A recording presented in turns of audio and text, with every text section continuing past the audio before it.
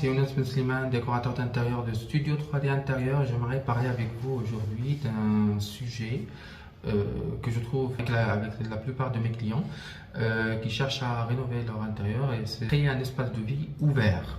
C'est quoi un espace de vie ouvert? Un concept de conception d'intérieur qui propose un espace de vie commun, plus grand et combiné, en supprimant les cloisons de séparation pour créer des configurations, par exemple chambre, bureau, cuisine, salle à manger, cuisine, salle à manger, salle. Ce concept de vie a plusieurs avantages, bien sûr. On peut parler de lumière. La lumière entre facilement. On peut parler d'un espace de vie qui est plus fonctionnel et multifonctionnel. On peut parler aussi d'un espace utilisable plus grand, quand on a moins de séparation, moins d'obstacles, et donc on a des espaces combinés et des espaces, c'est comme si on fusionne les espaces et on a des espaces plus grands qui peuvent servir à plusieurs tâches en même temps, et donc on a une perception d'espace plus grand. Il y a aussi des inconvénients pour ce concept de vie. On peut citer premièrement le manque d'intimité.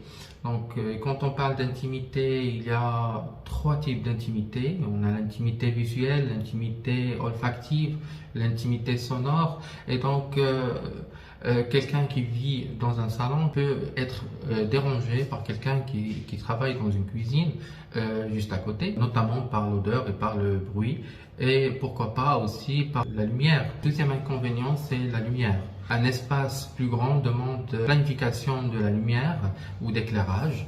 Le troisième point, c'est le chauffage et la climatisation. Un espace plus grand demande plus de climatisation à l'été et plus de chauffage l'hiver. Quatrième point à traiter, c'est le rangement. Un espace qui est ouvert, c'est un espace qui manque de rangement. Maintenant, on va parler des considérations à prendre en compte pour bien aménager et bien agencer un espace ouvert. Premièrement, il faut planifier l'éclairage.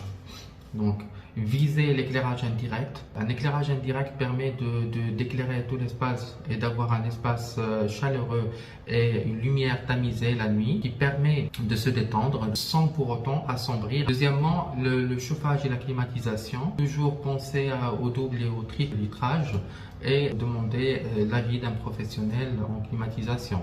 Troisièmement, penser au rangement.